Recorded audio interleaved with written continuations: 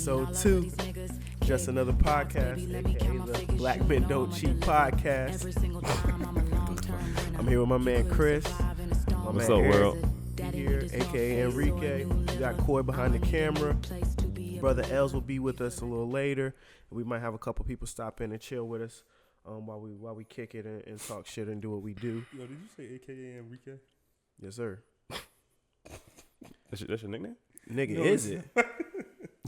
Enrique is his alter ego. Oh, okay. Enrique is the nigga that when we're in DC or Atlanta or wherever we be at and he's standing on couches, throwing money at bitches, shitting on waiters. That's your Sasha Fierce? Sasha Fierce? That's his Sasha Fierce. That nigga crazy. What the Yo, no. I got video of this nigga turning up. Oh. Yeah, I don't even travel with a lot of people, but when I do, it's with Enrique. Yeah, we got to share that. Yeah. We might have to pull that up on the TV. Facts. Damn. So, episode 2, we working the kinks out. Getting a little professional with this shit. Shaking the rust off. Today. Nigga, hair growing back on his face. Last week, I ain't had no hair on my face. Valentine's Day. Coy, how was your Valentine's Day? It was dope. 2-part date. How'd it end? Nah. No sleep. Damn. Sleep. How about you, Enrique? How was your Valentine's Day? Hey, Valentine's Day was cool.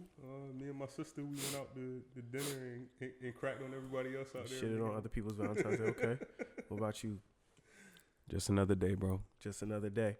Yeah. I was out of town working, like I said, so just another day for me too. Hit the gym twice. Lady, when she get back, y'all gonna my what? Revisit. Y'all gonna revisit already. Already. No. Every day's Valentine's Day when you fucking with me. Damn. Ooh, that boy. No, I'm joking. Damn. No, you dead ass. But anyway, let's get into the shits. Jussie Smollett. It's been said that he paid 2 Nigerians $4,000 and staged that attack. How y'all feel? What's up with him? The boy that cried wolf. Shit. I'm gonna say what I said in the group chat. I was skeptical at first anyway. I'm not professional. I was skeptical at first anyway, and I'm a wait until some confirmation comes out because that was the problem in the beginning. Everybody's so quick to just believe him, and I was talking to a friend of mine, and she was like, "He has such a big following. Why would he even need to do that?" I was like, "That's why he did it, because his following is so loyal to him. They just gonna take what he says and run with it." And he's black, of course, and he's gay, so he has 2 things on his side as far as the media goes in this generation we live in. But I don't know, man. How y'all feel about him weaponizing homosexuality and racism? Like, he basically took 2 things that you can't even really go at and kind of made them, a big deal. And if he staged this attack, like they're saying, and then, the even crazier part is how Tekashi came out and, like, pointed to his music. It wasn't even about that, when I first heard everything, to have a noose around your neck for 45 minutes is crazy. If somebody tied something around my wrist for 5 seconds and I didn't want it there, I'm taking it off immediately.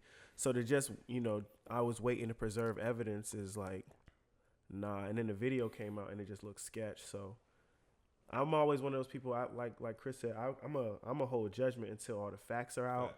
But I know a lot of people jump out there and are quick to, I get it. Racism is a serious issue, and everything is good with that when it's a real problem and a real issue. And homosexuality, like, those hate crimes are serious. So to take that and use it, he should definitely face time. If he's really faking, he should face time.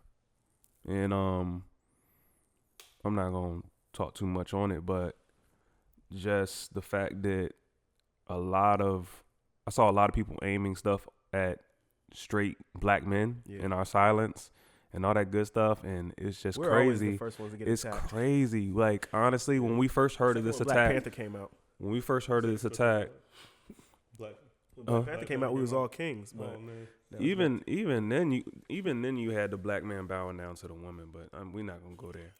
But hey, and then you can't. And then on Black Panther, you had a king trying to take this girl out on a date, like basically like chasing after her. Like, come on, dog. You a king, bro. Come on. But back to Jussie. He a king. He ain't chasing no girl. She was spy though, B. She was probably like a queen in her own right too, though. Like a literal, not even in the sense of like, you know, everybody's a queen, but she literally like was of her tribe. She was top tier too. I mean, taking away the fact that man was a king. We go all the way to the level. ADHD like hell. But no.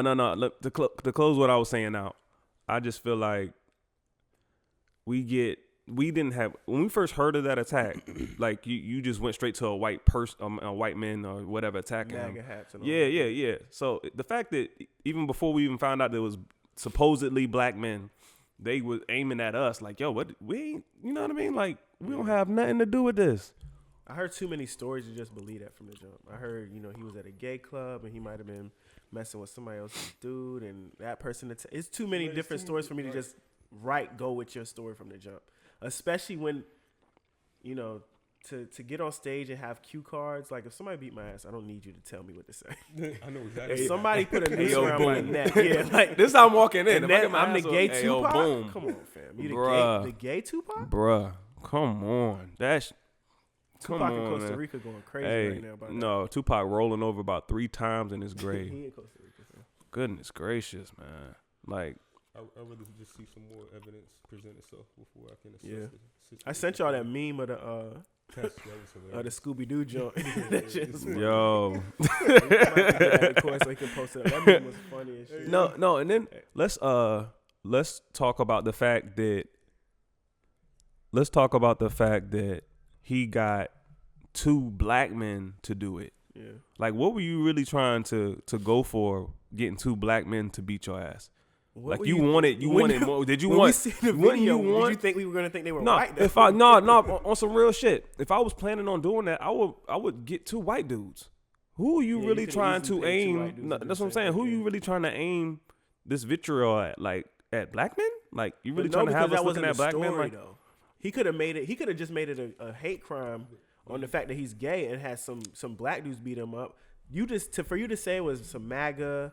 You weaponizing a lot of things in the country that like really bubbling up right now, and I think that was very, that's a dangerous move. But you know what's crazy? Is his career gonna pop or no? What's about him grabbing 2 people of color though is that we as a society, we as black people already don't stand by each other. Yeah. Like when you look at other nationalities, like when you look at Mexicans, when you look at even like Jews.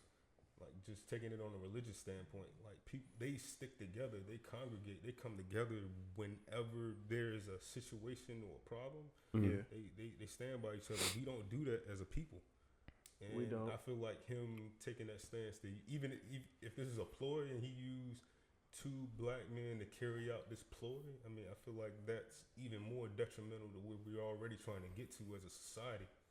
I agree. Exactly. That's a good segue too, because we're gonna get into this Gucci boycott. T.I. versus Floyd. Black people not standing together.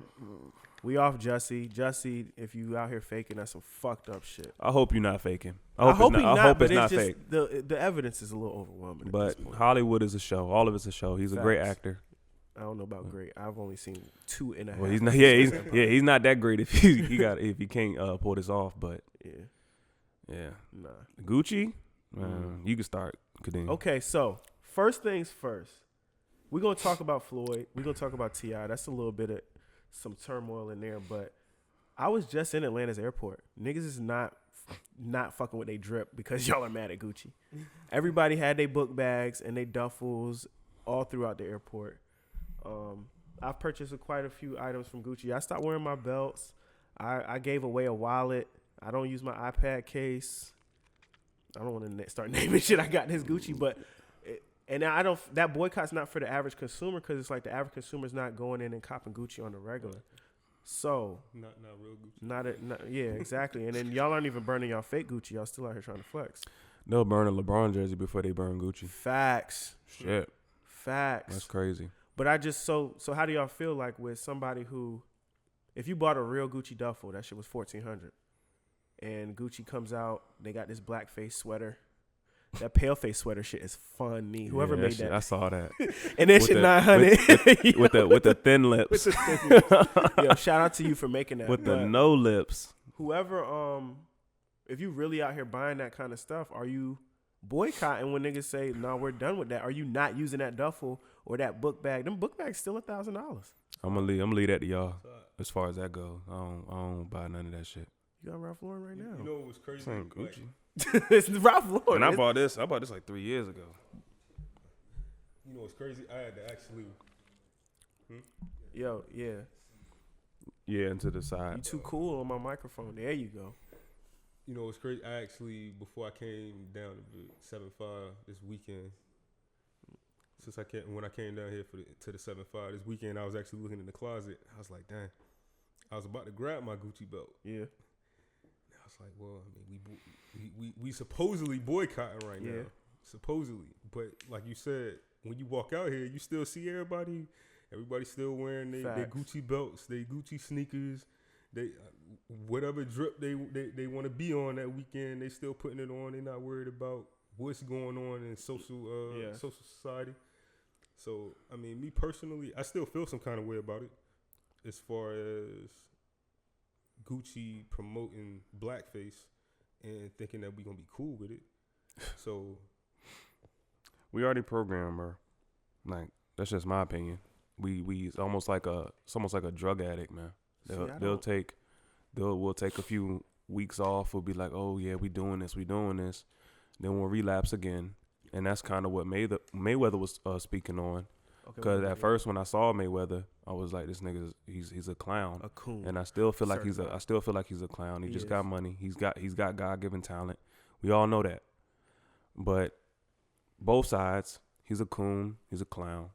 But what he said, I seen that Instagram post. What he said in that Instagram post was, he was calling people out. He was like, "Yo, bro, like y'all not gonna keep this up. y'all gonna boycott." Straight into it, Chris. All right, I agree. So I said the same thing. So like, yes, he's a coon. He could have went to any store and spent that bread. Virgil's at Louis Vuitton right now. That's a brother that's running LV. You could go in there, and a lot of these companies are owned by the same people. I'd have to like Google it. He laid that out too. Yeah, it's a lot of Gucci doesn't just own one fashion house. It's multiple. So to boycott them, really, you'd have to boycott multiple fashion houses, one. And two, like he said, y'all going to do this for, 3 months? And then most of y'all not even in here every day. So I get what he's saying. Fuck what everybody talking about. I'm going to go do what I want. But at the same time, we never show solidarity in any of our boycotts. And we never follow through because I'm in the airport and I'm telling you, I have Gucci items. I stopped fucking with them. It's people that was I seen a dude, Gucci book bag, Gucci scarf, like drip down, and it's like, damn, I thought you didn't even try. So this is it though. This is the question that I have. This boycott. What are we really trying to get out of this boycott? Black people as a whole spend more money than any nationality. Showing that we need to be respected. Period. So does that mean Gucci is completely out of our wardrobe? I think to do a real boycott, you'd have to boycott all the brands that they have under their banner. But is this for a particular time period? And I think that's another thing Floyd was kind of trying to get into. Like, are we talking like forever? Let's talking about for a period of time. Are we just trying to break down their pockets to show them that we not fucking with what y'all putting out right now and promoting? Yeah. Let's put it like this. Companies nowadays, the advertisement, we all know that any advertisement is advertisement. So we talking about Gucci, that's advertisement for them. But let's go to it for this. Like, these companies really feel like they can keep doing this shit and we'll keep taking them back. It's almost like you being in a relationship with somebody and you keep taking them back. Like, they know that they can just apologize and get your money. So with your question, I'm kind of like, no, we shouldn't go back at all. It should be a done deal. It shouldn't be we're sorry, take us back.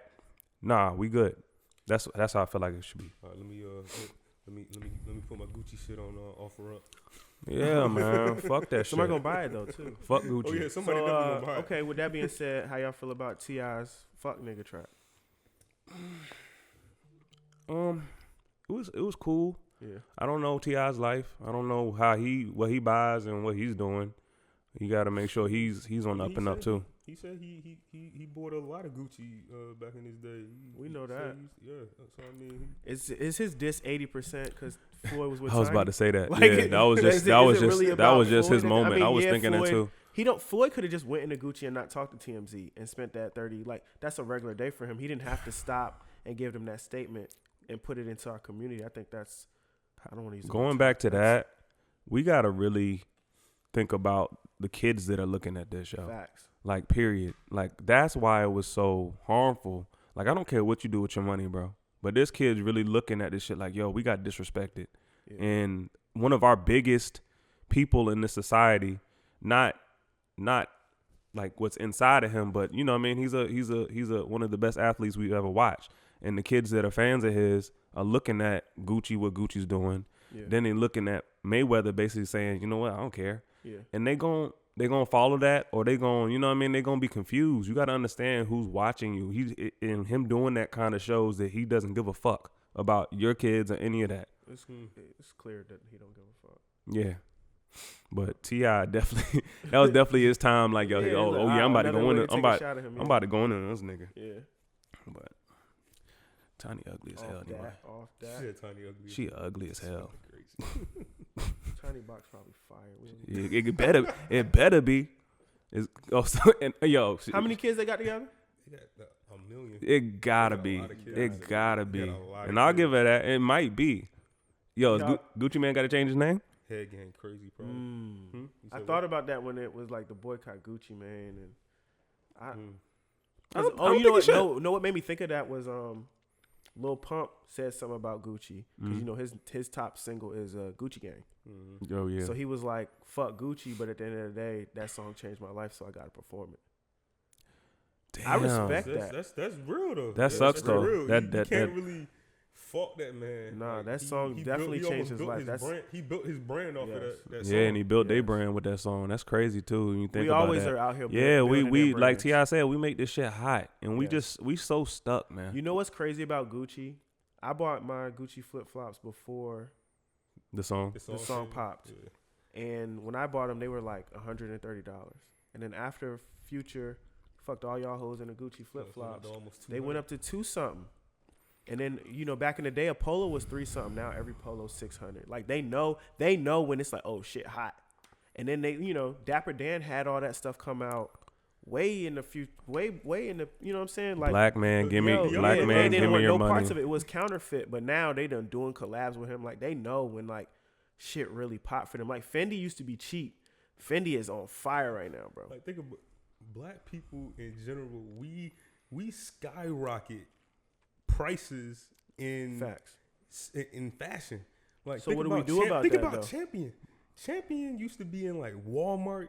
Yeah. You used to be able it's to still get in Champion. That should show Champion for like $10. That should show what we can do, man. Like, but we invest in ourselves, man. Like, everybody always says that, but there has to be a starting ground. We can speak on quality of the shit. We can speak on all that stuff, but it's these black companies are of a certain quality because we are investing into them. We're investing into Nike, Gucci, all this shit. We're building them up. We got to build ourselves up. I think it's because we wear our wealth. It's something where you can't correlate. To me, like this hoodie Supreme, but you don't know it. Like I'm into that. I'd rather prefer that.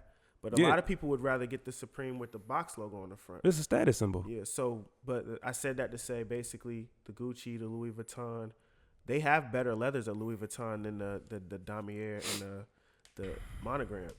But most people won't identify with that initially. So most people, you see them with Monogram, with Damier, because you can instantly identify, yo, that's Louis Vuitton. They're doing it. Status. You know what I'm saying? So they want to look when away. People say you got to start from the bottom. We should invest in ourselves.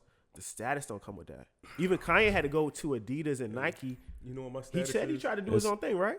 Oh, you know what my status is? I paid off student loans. That's right, my status. Right. I feel you, but you also got on Fendi shoes and a Fendi belt. But he's saying he put his priorities. His priorities are lined up. But he's a smart dude. A lot of people are not on that same wave. A lot of black people are fucking killing themselves in debt trying to look a certain way when status isn't about what you wearing or what you doing, dog. Facts. It's about what you got paid off, what you got set aside for your kids. That's what status is. It's what you got inside. If you happy inside, there's people wearing a whole bunch of Gucci they don't love themselves, and they trying to wear that shit it's people as wearing a symbol. A whole bunch of Gucci that don't got $10 in it. Yeah, and they wearing that shit to kind of shield all that. You know what I mean? You talk to some of these people, man. These people fucking depressed, and that Gucci ain't helping. Everything ain't Gucci with them. Like, period. We're gonna talk about that for sure. I want to get through some of these social things that have gone on with us. Next, what y'all think about 6ix9ine? Snitching. No, he's telling. He's not just telling. He's telling. He won't trying to be doing 6ix9ine in jail. That's what okay. That's what it was. That's what he's thinking about. I don't know if you seen the video that they sent to the group chat with his baby mom reading basically his paperwork. I didn't watch it. Y'all niggas ain't shit, man. Why are we sending each other this shit? I didn't watch it. No, I was about to watch it, and something else took my attention. But Lord. All right. Basically, we seen in the this video, coming. she states that if he cooperates with all the different law enforcement divisions, if he cooperates and tells like what he had to do with all the situations, basically all his charges will be dropped. The video was on Vlad TV. Vlad's a snitch too, so I don't even know why niggas is fucking with him. But that's neither here nor there. She goes up there, she basically reads the paperwork, and it's, he said he had his lawyers look at it, and they basically said, yo, if he cooperates to this extent that he is saying he'll cooperate, he will get off on all his charges. That man gotta in the cooperate. streets and in the rap game, we don't respect that.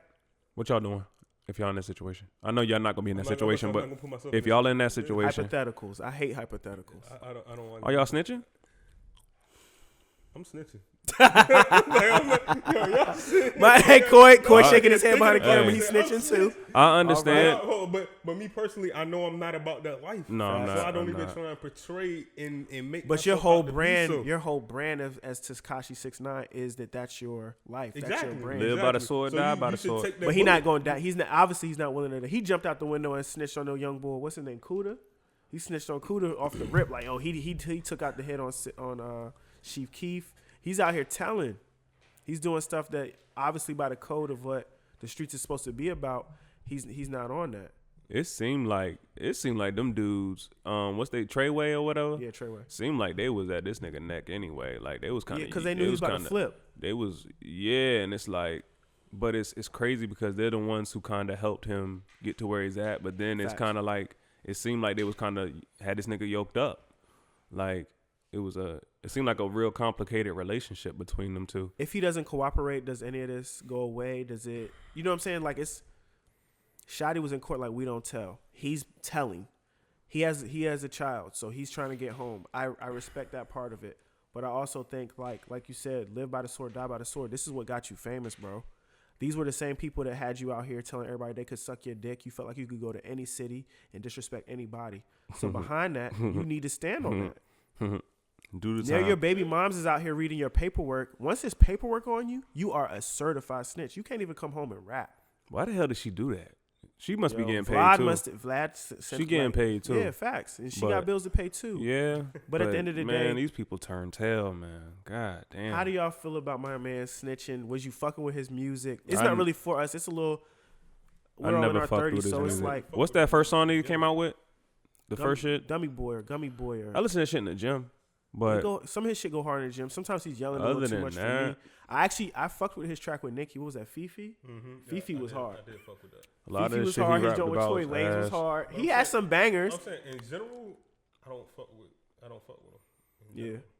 So motherfucker's a pawn, man. He was definitely a pawn, but now you're not even getting to the money no more. I don't think you can come home and do music after you are obviously a snitch. Now I think maybe his demographic might still fuck with him. Hold up. I'm gonna stop you right there. Did we ever believe him when he was out anyway? I don't think I didn't believe him, but you got to think these younger kids don't know shit about shit. That's the point. You got to think when we were that age, we didn't know shit about shit. That motherfucker's whole brand was Dummy Boy. He dumb. But that was some like go hard shit though. I never thought he went hard. I didn't. That's either, just me. But I think if you're like a kid in the suburbs or you're a kid in Middle America, and you're looking at that, and he's got 100 Bloods with him, and then he flies into Houston, and he's like, "Yo, suck my dick. Y'all can't do nothing. Y'all can't touch me, and then nobody touch you." You start believing him. Yeah, I'm with you. I'm with you on that because we older, so we the people that we grew up on were a little more authentic. Yeah. Even though I think you had to be authentic to make it to that point. Yeah. When we were growing up. But that's what I'm saying. What was his authenticity? What was he authentically? What was he like? I don't think he was authentic by association. Like he was a dumb motherfucker. Somebody who nowadays, think about it. How many rappers? How many young rappers nowadays are coming out that are actually authentic? Bro, these young niggas are killing each other. That's what you ain't hear the young boy. He got a song about killing his two homeboys. And yeah. What's his name? Why something. Melly, yes. Yeah, no, that motherfucker. And your boy TK. I ran off trying to be the case. He was serious. These little niggas are crazy. No, we're not gonna do this either. Just because you can kill somebody don't make you hard, dog. It don't make you hard. Period. They doing it and writing songs. No, that makes you dumb. No, that makes you dumb. You're dumb if you kill it. If fuck you just a beat, I was trying to be the case. You dumb if you just pulling the trigger like that. It's easy to pull a trigger. It's easy for somebody. I agree. That's why cops ain't gotta do shit now. They go to somebody's social media. 2 for 1. The whole case open. 2 for 1. Black man murders another black man. It's a 2 for 1 special. Facts. That's what you call it. I agree. But what we were talking about was the authenticity. These little niggas is out here. They hard. That's what I'm saying, man. Like, these little niggas, if I see one of these little niggas in the street, I'm locking the door. These niggas is hard. Yeah, because they dumb. We got to read. Yeah, they'll run up on me. They authentically dumb. Y'all are authentically dumb. Ain't nothing really thorough. It's not really nothing thorough about you, dog. Like, period. You just dumb. You don't really understand life. Because now you locked up. And you about to get fucked. Facts. You ain't getting no so now what? Yeah. So yeah, we not like rolling with his snitching. We not checking for none of his songs. Hey, 6ix9ine, do what you gotta do to get back to your kids, man. But you dumb too. So we co-signing the snitching. Yeah. I told you. I got a daughter. What did I say? I'm snitching. But I'm not. But that's what I'm saying. It's complicated because I'm not. We're not gonna do all that dumb shit anyway. We are not co-signing snitching on this podcast. I am. I can't. Hey, but no. You know what we co-signing? Just don't do dumb shit. Don't do dumb shit. I'll co-sign. Don't do dumb shit. At the end of the day, if that's the life you live, you know the rules.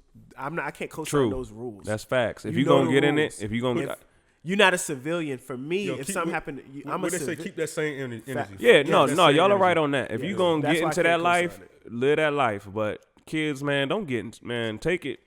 This is an example, and I love it that it's happening, and it's completely broadcasted. Don't do dumb shit. Go find your purpose and live your life, man. You don't think the next kid 6ix9ine don't even know who he is, and think he was a megastar for 8 months? I could replicate that. Of course. What's 8 months to like 25 years? These little niggas want to be famous. 46 When we get years. into our main topic today, everybody wants to be famous. So you telling me for 8 months to be the hottest nigga on the planet? That's the to problem. To be the quote unquote king of New York, to be out here getting millions of dollars, bust down chains, all that. You don't think another person is going to do the same thing? That's the problem. Of course. At the end of the day, it's about that for them. So they don't even. We grew up where you had to put in the work. Even as a rapper, you couldn't even get on unless you put in the work. Now you can get online. We can make a hit right now today, and in a week we could be on TV. And that's why I respect where we're going as far as people not having to work as hard. I'm all about working smarter, not harder. Right. So seeing what people are able to do now to generate revenue, I can respect it. Like what they're doing with social media platforms and just like how people just having all these grand ideas about just new products and just in general, like the concept of not working as hard as we had to, our parents had to, our parents' parents had to. Yeah. Like, I can respect that, but to a degree. I'm gonna just say fuck fame, man. Go be a boss. I'd rather you just focus on getting your money, establishing yourself, but fuck fame, man. And I always say there's a thin line between ambition and greed, man. A lot of us want too much, and then we get all that bullshit, and we realize it's not. I don't want you to. It's not helping everything for the main topic though, because all that spills into like what we're really gonna get into for the main topic. Okay. Next on the social. Next on the docket. Yeah. Kamala. Damn, Elliot. Is she pandering? I'm gonna hold you down. So, did you watch the Breakfast Club interview or just like the reports? Because I watched the whole Breakfast Club interview. I didn't watch the interview. I did some research. Chris, this is episode 2. When we talk about something in the group chat, you gotta watch it, bro. I didn't watch the interview. Y'all send me stuff, I watch it. I read articles on Kamala, man. She was a politician, basically. She's a politician, but she worked in wasn't she a prosecutor or something? Yeah, DA. Mm-hmm. Yeah, and she they said she locked up a lot of black men, like a lot. And she was cutthroat. Yeah. And she's Spanish, right? Or she black? She's black. And the whole people are from like the islands, bro, like Jamaican or something. Yeah, she's like black. She's black, bro. I mean, I know she's black, but she went to HBCU, bro. Yeah. I'm just saying, she's black. We'll say she's black. I don't care if she's black, purple, whatever. Even if she's still black. To me, and I'm not just saying this because. No, fuck that. She's a pawn too. All politicians are pawns. All of them, and she's definitely a pawn because go disrespect Obama like that again. Obama's a pawn too. Whoa. We don't. Cut Michelle, the commercial. Yeah, y'all can cut it. And y'all can say whatever y'all want. We don't subscribe to that. I give no fucks. We loved Obama. He couldn't do all I loved the visual of Obama. I loved what he showed the kids, and they showed people that look like us. We can do whatever we want out here. Yeah. But other than that, Obama was a pawn too. Yeah, I ain't even realize. I think Obama was the president, and he used his powers in his realm of what he could do. Kamala. So I watched the Breakfast Club interview. So we gotta get some glasses next time, bro. Nah, this is tough. The styrofoam is tough. Look, man. Last week Kadeem is bougie, so I brought styrofoam. Nah, the styrofoam is tough. Last week niggas was asking me what I was wearing, so I got on basic shit today. We chilling. Okay, Kadeem. We're chilling. We're not gonna start this today. We're chilling. So in the interview, they asked her about did she smoke weed? Is she cool with making it legalizing marijuana? They asked her a whole bunch of like blackity black questions, right? She answered said questions. Fox took it and ran with it because they were like, oh, she didn't graduate when she was in undergrad. This is what was happening. They asked her multiple questions at once about when she was smoking weed. The pandering, was she pandering when she did the Black Panther thing? You gotta do what you gotta do. We always right. Wakanda forever though. Exactly. I'm not. Wakanda's a fake place, man. But you didn't say Wakanda forever never, Chris? No. This nigga lying. I'm not lying. You didn't go see Black Panther? Serious. I did go see Black Panther. How many times did you go see Black Panther? I went to go see it twice. Oh, I seen that shit multiple times. I bought like 20 tickets the first show. Twice. I bought a whole This man bought a whole. No, I love Black Panther. I took kids to see it. I love Black Panther, but like we getting a little too carried away here. Like, what do you mean? Wakanda is a fictional place. I love the visual representation. That's as far as it goes for me. It's not a real place. Okay. I understand it, but what about like nobody talks about like when we get into Superman, when we get into Batman, like this is a comic. Fuck Asgard too. This was a comic. It was a comic book. Fuck Asgard too. Nobody realizes that this was a comic book for years. But you don't see white people sitting here saying, "Oh yeah, we need to go to Asgard. Yo, Asgard forever." Nigga, it's a fake place. That's because Asgard is everywhere. It's a fake place. Let's say Africa forever or whatever. Like, but goddamn. So we don't fuck with Kamala saying. Nah, but that's we still here. And when the second one come out, I'm buying. But no. Let's get to this because she's gonna do that Wakanda forever. Then she's gonna get in office and not do shit for us. So Wakanda forever. Bet, I like that. So you're hitting on something they talked about in the Breakfast Club interview. What is your black agenda? Because what happens is we get these people into office and then they don't have an agenda specifically for us. And she had answers. Now, obviously, when she gets into office, it might be a little different. How do we really hold our politicians accountable for those type things and making sure that they are taking care of the black community, like for real? Let's keep it a buck. A buck. I'm gonna say it. Yeah, that's gonna be my catchphrase. Let's keep it a bean. Let's keep it a buck. Politicians are hoes. We need to raise up our own politicians in our own communities and get them to that point, to the point where we know that politician personally. We don't know Kamala Harris personally. Like old boy who ran for the city council. What's his name? Aaron Roos. Yeah. Like I know people that know him. I've actually talked to him. I actually used to work at a rec center. He used to come work out all the time. You're a pawn too? So to me, he should be our pawn. We need our own pawns. That's what I'm saying. Our pawn. We need our own pawns. He can't be a rook or a bishop. Right. You know what I mean? But that's how I feel. We got to raise up our own. She's not ours. Who put her in that position? How did she get there? We don't know. She's taking orders from somebody. She's bankrolled by somebody. Every politician is bankrolled. Yeah. So to me, I don't. If it's not homegrown, which we need to start focusing on, like white people do, when they have a baby, they say, "Hey, he's gonna be a fireman. He's gonna be a policeman. Oh yeah, we're gonna put him in politics." They at least try to steer their kids in that direction, so they know, hey, when he gets that role, I know I can trust him. I can go hit him up personally and be like, hey, bro, we need this. Yeah. But we can't do that with her. I don't feel like we can, and she's too far out of reach. I'm just talking about on the. Why you feel like she's out of reach? For us, I can't. How She's can I from get Oakland, how can bro. I get in contact with Kamala? She's Kamala, from Oakland. what's her last name? Harris, I think. Kamala Phillips, Harris, whatever.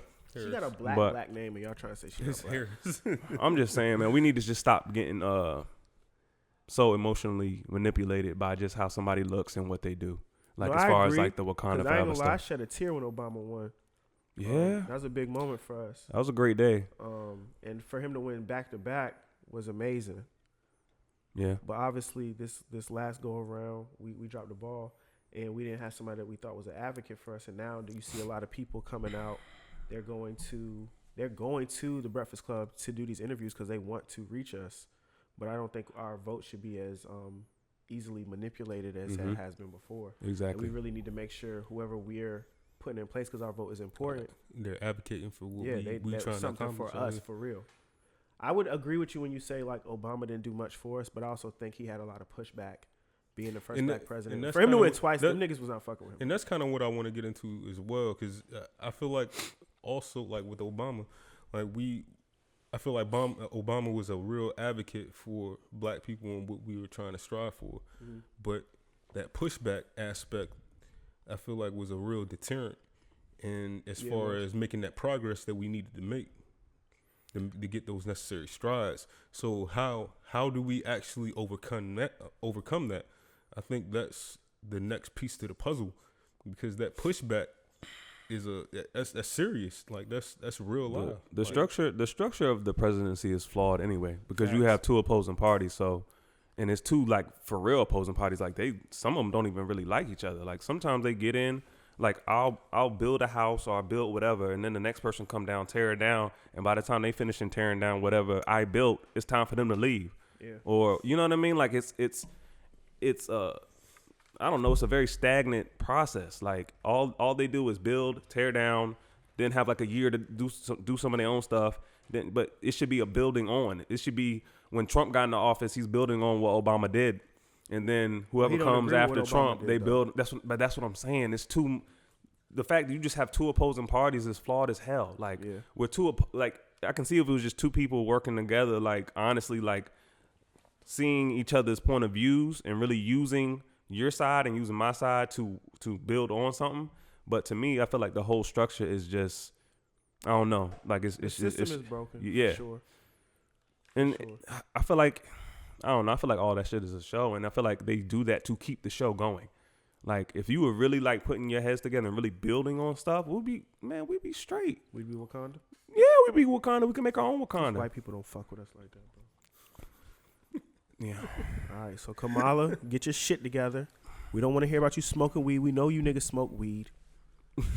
No, everybody smokes weed from time to time. Like, don't tell us about when you smoked weed back in the day. Like, I kind of smoked weed. Yo, and that should we don't want to see you throwing up the X Wakanda forever. We all went to see Wakanda. That we should take that as disrespect, man. I can't take it as disrespect. That's like her coming up. I can't take it as disrespect. That's like her coming up there. Not Wakanda per se. It's different because she's black. Not Wakanda per se, but when Hillary went on the Breakfast Club and said she keep hot sauce in her bag, that's disrespectful. That was disrespectful. And then when somebody black says that, I don't care. I'm a rock with her. When she says you a nigga, hold on, when somebody black does it, you a nigga. No, we more complex than that. We just not weed in Wakanda, dog. I agree. God damn, like she just feel like she can say blunt, and we like, oh, my vote, got my vote. You can't say no, fuck that. I think she said she smoked a joint anyway. Kamala, we got our eyes on you, and black women and black men don't be manipulated by what this woman looks like and the stupid shit that comes out her mouth, because she's sitting here making us seem very shallow by just going up there and saying I smoke weed or I watch Black Panther.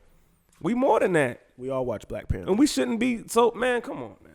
We getting hold out. I agree with you. Our vote always gets hold out. And the Democrats have been being lazy with our vote. That's why we took this last L. Because most people feel like we're gonna vote Democrat anyway. You know another issue. People have a mentality that shit ain't never gonna change. So what's the point of me voting anyway? Now, a lot of people got that mindset. That's why like voting numbers are trash, or they could be a lot better than what they are. But go back to Hillary. Hillary won the popular vote. She did. What happened? Electoral college. That's all that matters. That's like your parents coming and ask you a question and they already had the answer ready for you. Was it 72? Like, Which one should I wear? Your girl comes in, which dress should I wear? And you pick the wrong one. I've never picked the wrong one. But I'm just saying, you know what I'm saying? When you pick the dress and she's like, fact, I'll pick she just wanted confirmation. Like, I feel like that's what the whole voting process is. They're looking for confirmation. We're trying to see if the people are on the same page we are. If they're not, we going to pick. For everybody watching, I just switched from Virginia Black to Douce. I only drink black liquor. We getting lit. Oh, we getting lit. We had a good fire brunch. Oh, yeah. I was the mimosas, the girl tried to play us and say, hey, you know they're not bottomless. I was like, I'm with Eric. We got money. we gonna get these mimosas. Hey, man, don't start this shit. Don't you start this shit today. All right, the last thing I got on the social shit is start this shit today. The last thing I got on the social shit is Steve Harvey and Monique. Oh, damn! I forgot all about that. Did you watch it? Yeah. Thank you. I did watch it. I watched it. I suggested it. And I got to shout out Will and P just stepped in. We got Will and P in the building. We got a live studio audience. Nice studio audience. Koi's on the back. We full. We about to hold up a. This shit about to we be about to hold up lit. cheering signs and clapping signs. Yeah. Applause. Yeah. So, Steve Harvey and Monique. We all know about Monique. She tried to boycott Netflix on a solo mission. Fail. You didn't do enough for us to boycott Netflix. I'm sorry. And Steve Harvey might be the most tap dancingest nigga on TV right now. So that's what. How do y'all feel about their exchange? There's some points that Steve made as a black man in corporate America that I could identify with, and there's some shit that Monique is going off for integrity and the purity of what she does. So I kind of feel what Monique saying in a sense when she was like, "Well, I would have appreciated if you would have called me, as I call you my brother, as you call me your sister, call me and let me know that, you feel some kind of way about how I handle things before you just take the social media and put me on blast in front of the world before I even have a chance to talk about it and defend myself.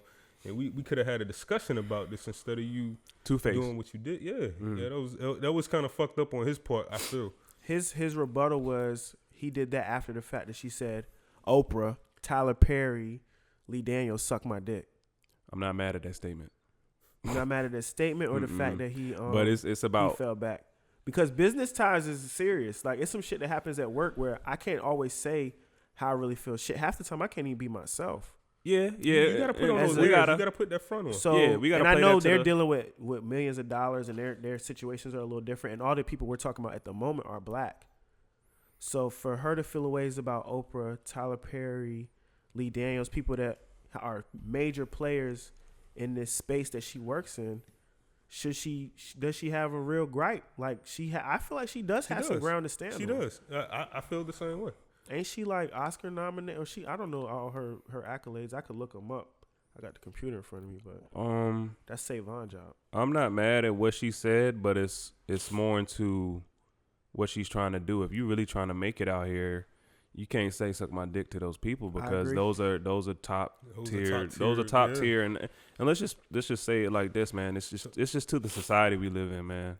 Like, you really can't be yourself. You really gotta just gotta play the game. So Steve actually said it best. He was like, and I completely agree with his statement. He's like, we as black people, we can't come out here doing whatever we want to do. I mean, that's period. But is that a problem?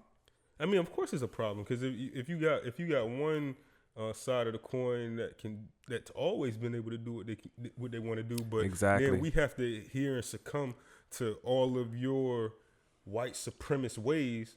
Yeah, that's a problem. That's an issue. Hear what y'all saying, but all us in here, we got good jobs, and I feel like her gripe is a little different because if I worked for somebody who was also a person of color, somebody that was black, I would expect them to understand more what I have to go through to get to the point where I'm at. But just because they understand doesn't mean they don't also understand that, we as black people we can't do whatever it is. If I'm working with Oprah, I feel like I should be able to be myself. That's Oprah. But what I'm saying in Monique's space, so like for me, for me, like at work, right, I cannot be Kadeem, real, raw. I can't be myself at all. I really got to laugh and smile to shit that is not funny to me all the time. I have to do things that have nothing to do with work.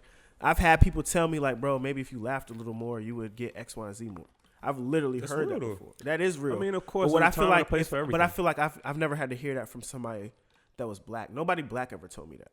There's a time and a place for everything. Even if we had our own, there's a time and place for everything. For Monique, I feel like she's saying like the people that blackballed me were my people. It's not the same. It's your people blackballing.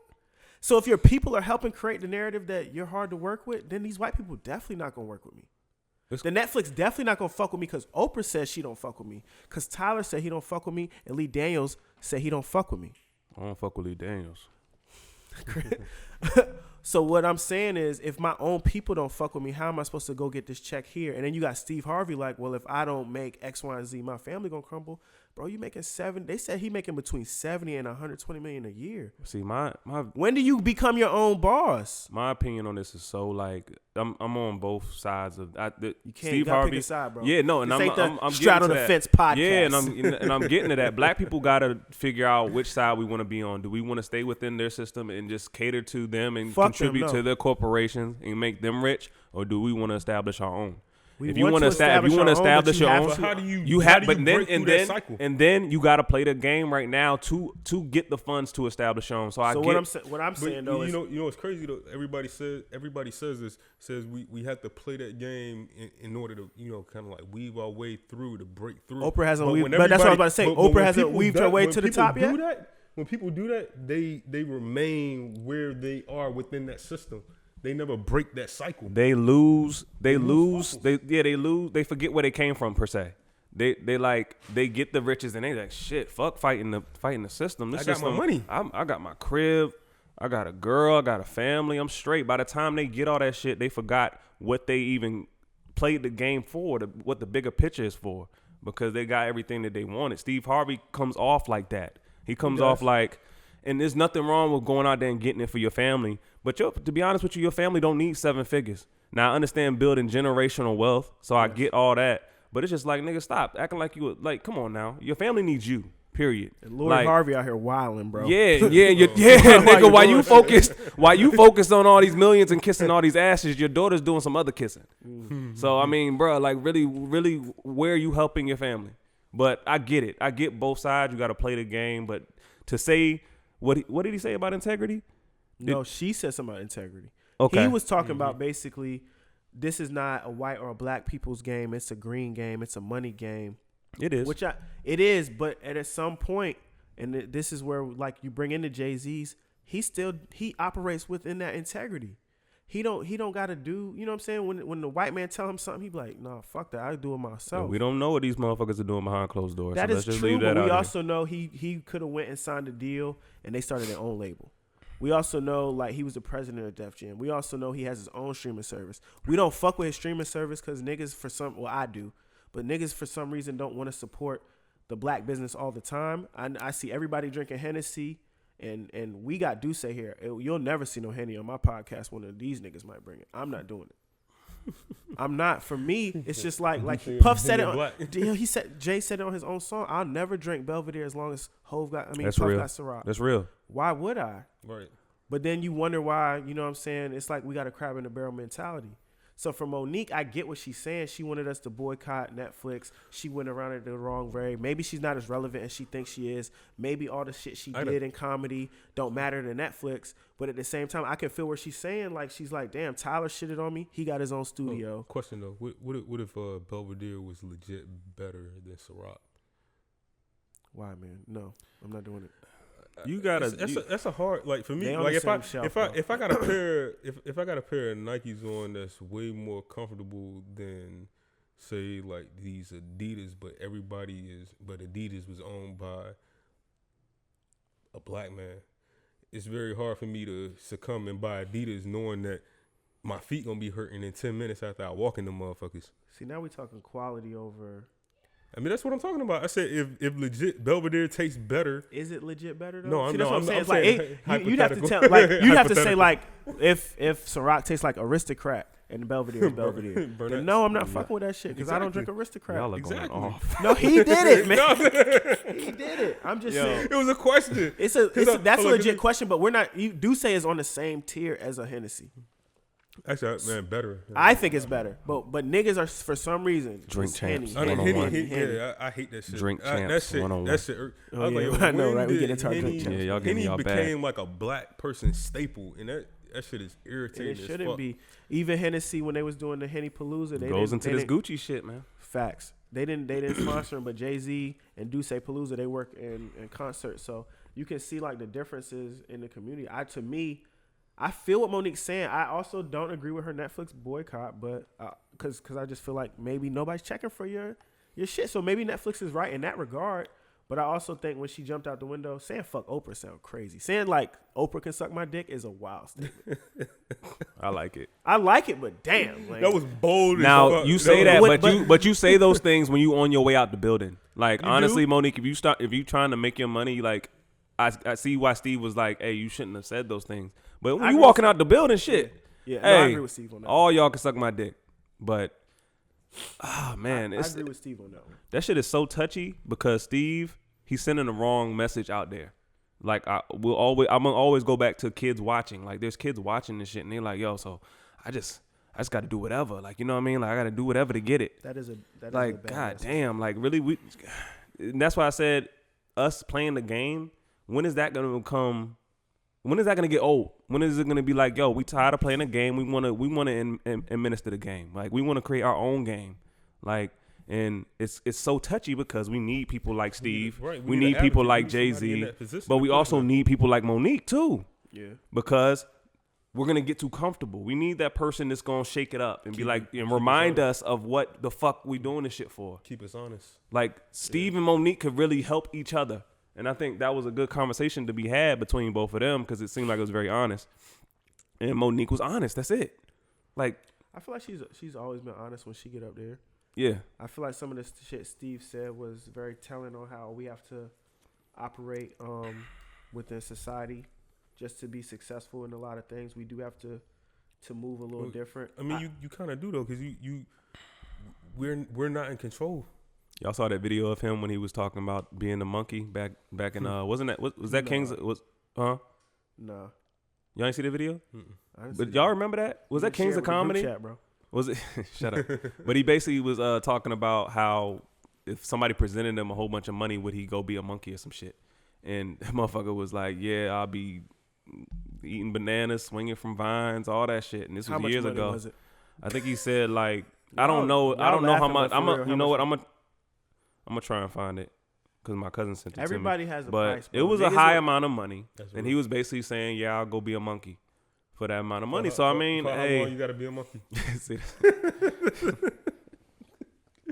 God damn. Hey, yo, like they say, everybody got a price. Chris acted like if I was like, Chris, $1 billion, you gonna be a monkey? This nigga gonna do a backflip and scratch his head. Like, no, you're not gonna not. You telling me Kennedy's future not gonna be successful because you don't want to be a monkey for 20 minutes? Kennedy is fine. She's fine, but if a nigga came in here right now and was like, Chris, $1 billion. No, I'm not saying be a monkey for a week. You guarantee a nigga family for 3 generations. It was very telling of what he said then and what he's saying to Monique now. If a nigga both of them were wrong in certain instances, and both of them were right in certain instances. A white person be a monkey for a day. Nigga, facts. Nigga, what? He wouldn't think twice about it. That's the problem. That's the problem. That goes back to this fame shit. People will do whatever the fuck for some bullshit, for some fucking money, dog. Nigga, we talking. If you talking like you really, man, you really gotta really go about supporting your family for 3 generations. You ain't. You ain't gonna swing from a vine. But goddamn, you ain't gonna eat banana. You ain't gonna scratch your head, nigga. I might eat 2 bananas at the same time.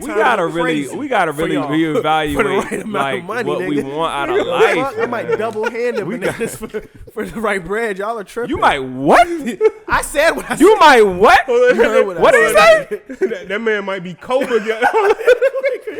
What? Hold on. What? No bullshit. For the right bread? Kadeem. No. What did you say? You heard what I said. I'm not repeating. You say you might double hand what? Pause. But no. For the right bread? Chris, you are lying. You are lying. I didn't say. I never said I wouldn't. I just do said it. All but I said is that it was exactly. telling. You didn't say it you was wouldn't telling do it. to what he said to Monique. That's it. Exactly. And we gotta. Everybody has a price, but there has to be a limit to certain shit, man. Like every limit. We all hoes. We all are hoes out here. So you telling me everybody's a hoe out here? Yeah. Damn. That's exactly what a childish. No. There's never on 21 Savage. Oh, we didn't even get to 21 on 21 Savage album. When Childish Gambino said, if they paid you for it, you don't got to ask what you worth. That's a fact. So everybody's a hoe out here. You tell me you go to work and you feel like you're getting all the money you really deserve at work. So if everybody's a hoe, then nobody has morals. Then Hey, call it what you want. So we don't have morals. We got morals. No. Sometimes, how can you have morals and have a price? Because how can you have morals and have a price? And the morals align. Okay, I'll give you that. Sometimes, like, to keep this roof over my head and these light bulbs on, it's a certain amount of things. So your morals have a price. I just said that. Okay. No, I'm just saying, like, I don't know, man. Your morals have a price too, Chris. You don't gotta say it on here. Ain't nobody, bruh. I'm not even trying to make six figures, bro. I'm just trying to feed my family. And he's tripping, but I feel you.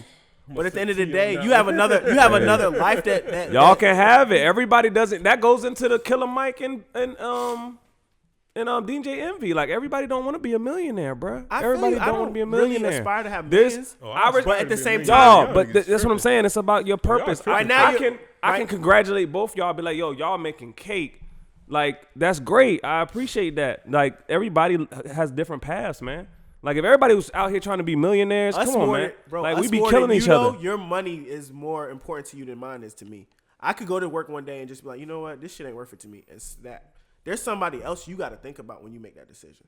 So your morals actually have more of a price on it than mine do. Yeah. My decision is solely on how it affects me. But my daughter needs a certain amount of money. That's it. The most valuable thing I could be homeless and nobody's the most valuable thing you can give your family is your time. That's it.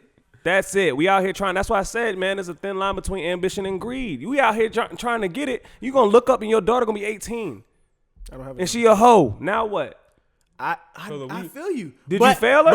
But in order to make sure she's straight on other regards, you still got to think about straight on what? What you bring straight on what exactly? What straight on what we talking about? Straight on what? You give her $1 million and you didn't teach her how to manage her money because you didn't give her. You went out and worked all those fucking days to give her some money, and then when she's 18 and she gets the money, you didn't give her. You didn't really sow into her and give her the time, and then she don't know how to manage shit. She blows it, gets into drugs, all that shit, man. That's why all these fucking famous kids out here killing themselves and they suicidal because even though I'm a firm believer in Plan B, so that will never happen. Man, no. This nigga is y'all look cool. Y'all don't got kids, but goddamn, like we too focused on money, man. Your kids need your time, man.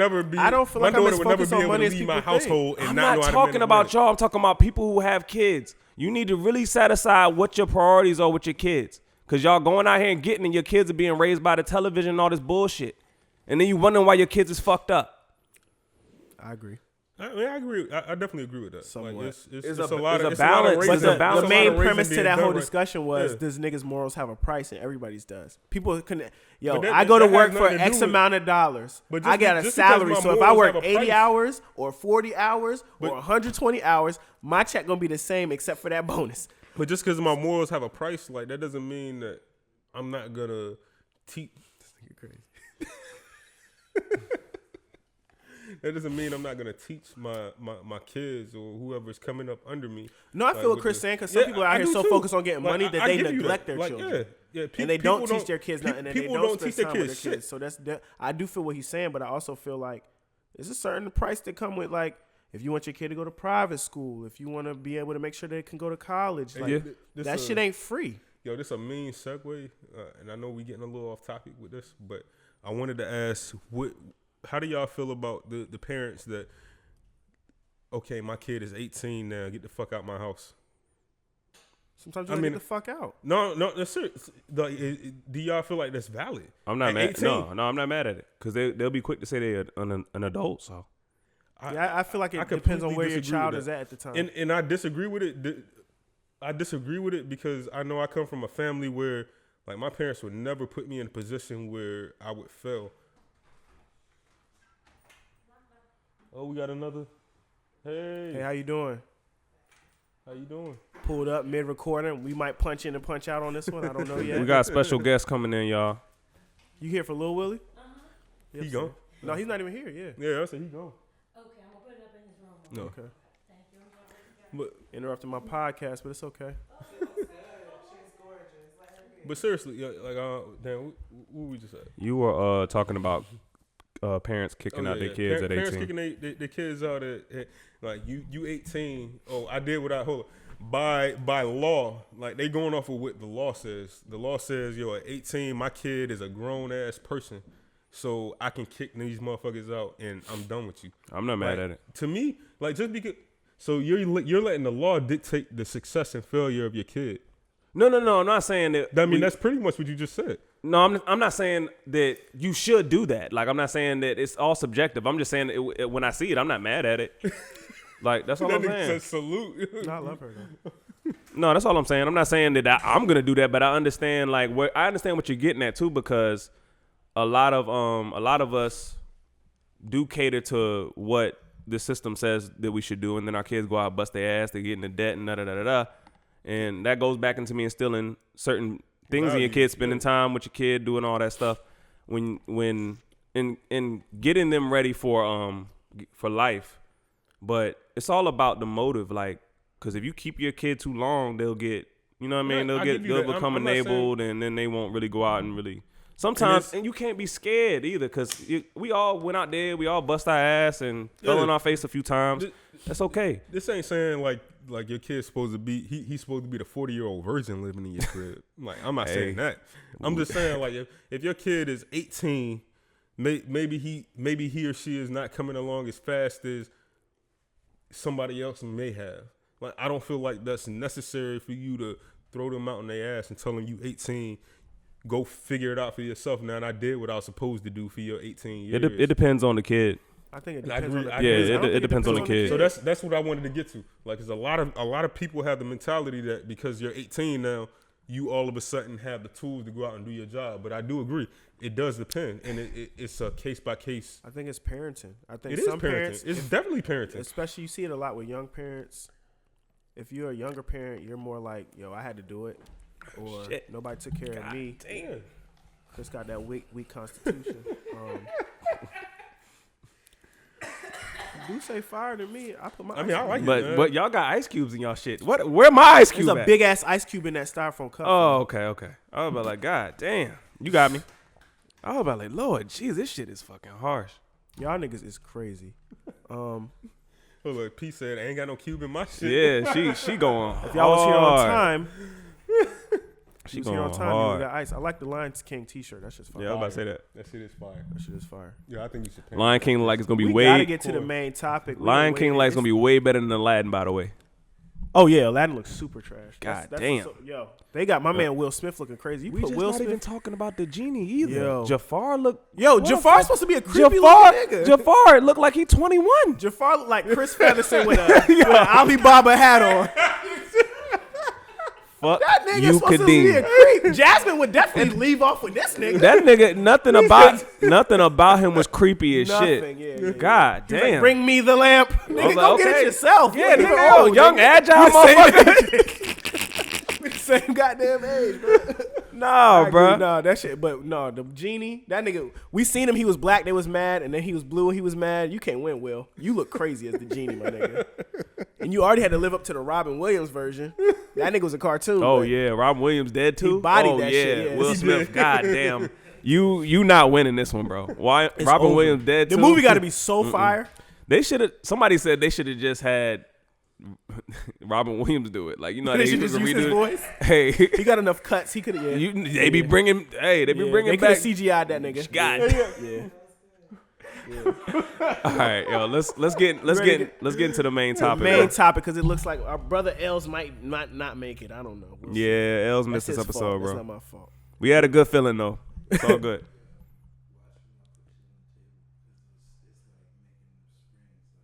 I feel you, because I haven't put nothing on the table the whole time. Thanks, Coy, producing behind the camera. We gonna look. This is only episode 2. Got no coasters either, bro. Yeah, we should get some coasters, bro. Hey, he got some. Oh, we don't got lemons. Yeah, my fault, man. I didn't bring out the coasters. My fault. Oh, okay. This week's main topic is social media.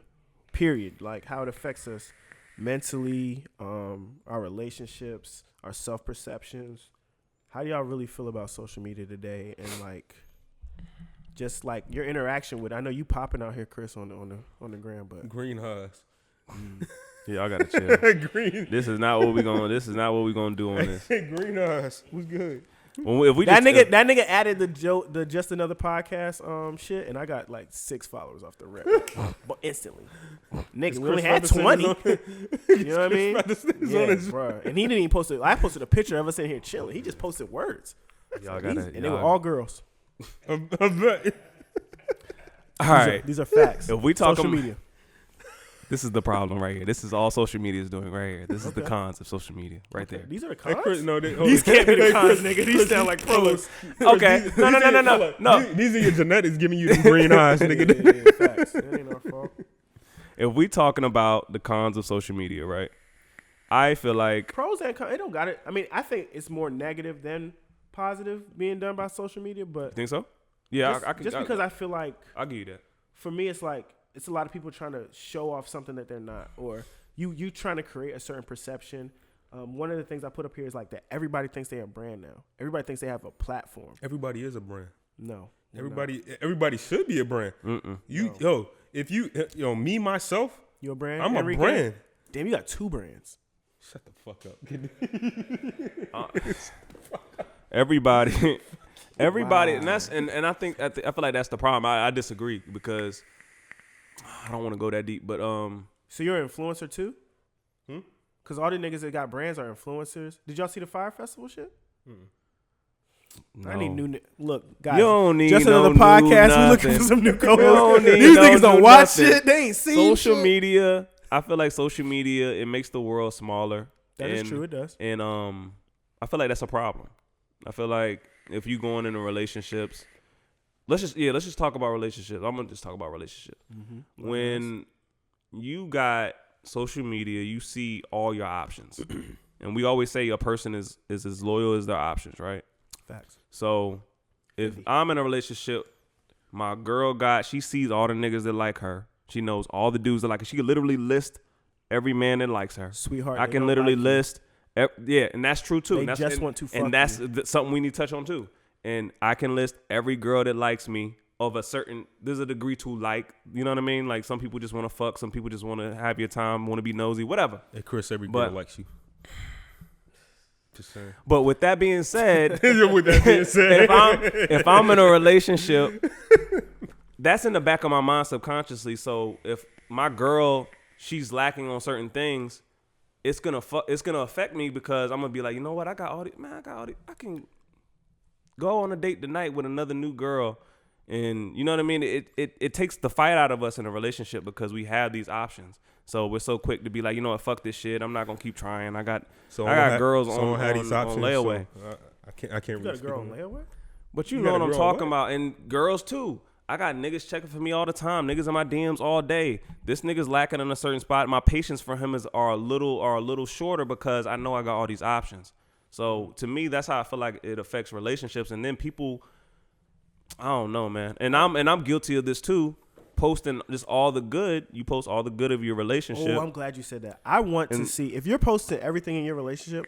When y'all shit go left, I want to see it. You take that L with everybody. I want to know if I got to know when y'all happy, when y'all at cheesecake, when y'all at your house, when y'all having drinks, when y'all at the beach, when y'all checked into the hotel, when you're on the balcony. I want to see when he cheated. I want to see the nigga slid in your DMs and he spazzing. Yo, you know what?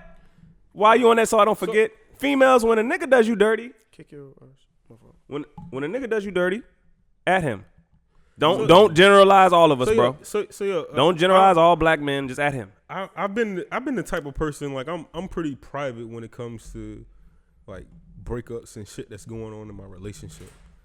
Like if it's something going on in my relationship at that point in time, like I'm not putting that on blast on social media. Like that's just me. But you put all the positive though.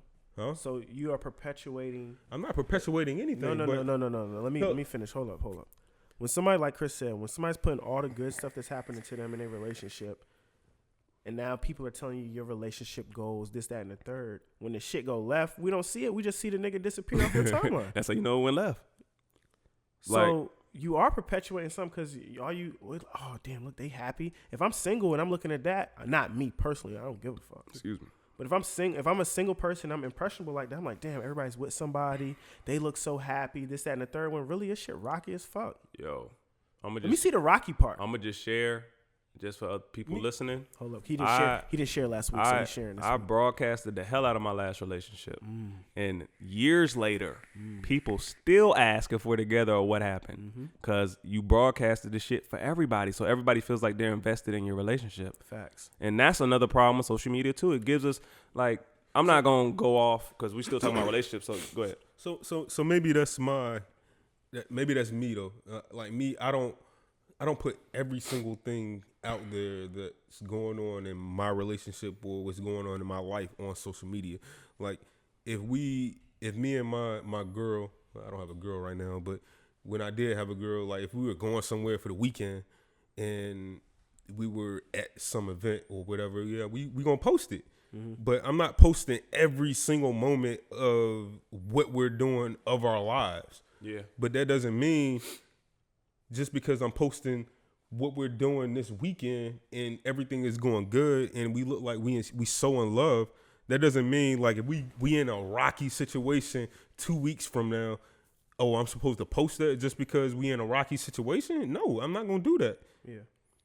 The problem is social media is replacing reality, bro. Because if you don't post your girl, you hiding her. Oh, God, that's a good one. Valentine's Day recap. Lord. Was y'all shocked to see how many people had a boyfriend or a girlfriend? Yo, no, you know what? Let's get the girls, dog, because I got a lot of girls that I follow. I ain't know none of y'all had niggas. Because they always say that shit. They always say that shit about men. Facts. Yo, I seen about 5 or 6 girls that was in my DMs and they got niggas. They got whole boyfriends. You got a nigga? Yo, I was shocked. Because we were talking about people posting the gifts, which I saw a lot of too. But I seen a lot of people posting their niggas, and I was like, I didn't even know you had a nigga. You got a Valentine, man? You was just in my... Yo, I didn't even know you had a Valentine. That's crazy. Dog. But that's how social media gets you. Who's your Valentine, Chris? Oh, I ain't have Valentine's. Yeah, I was with my daughter for Valentine's Day. Oh, Well, that's for what's up. February 4th. Respect. Fuck Valentine's Day. I was with my daughter for February 14th. Respect. I was with my sister. How do y'all think Yeah. like people like measure their self-perception because of social media? Like, have you done the Instagram rebrand where you delete all your shit and then just keep posting Shit, fire? I did. Actually, I ain't gonna front. I've done a rebrand. Hold on, I started to do that. Chris, then you I- done did too. No, I did a D brand. Debranded For had to real. like, Nah, at one point in time, I had this shit up there as public figure, all that shit, emailing the shit. I was like, man, fuck all this, man. You I'm taking all famous. that. No, I took all that shit Nigga, out. we famous. I took all that nigga, shit we out. made it. D brand. Yo, D-brand. Nah, a lot of You haven't and a done lot, it? no, You and a haven't lot of done y'all Instagram need rebrand? D brands So- because y'all not a Hold on, brand. we got a Started guest audience. You ever done the Instagram rebrand? Where you okay? P's done it. We've no people do it. Hey, where you know what? No, you know what? He's lying. I and know on, he's on, lying. on I know another he's note, lying. no, on another No, note, because you went to the like I'm an international. I've On been to another every note- state, nigga, and I post every state I be in, nigga, and you. get one post a year from me. Oh, now we get one post. no. Will and Will on really Instagram, don't be Will on posting Instagram like just that. be posting his regular life. Like, He do. We'll Posting do. your regular life is different. So the rebrand is this: like I post my regular life, but before you might post What? like you might post everyday pics. He used Huh? to post. Don't be his hype around right now. he died. Sat here and said he's never gonna be like, am I on his? Am I anywhere on his? Yep, you I don't know the man's page off the top of my head. Are you?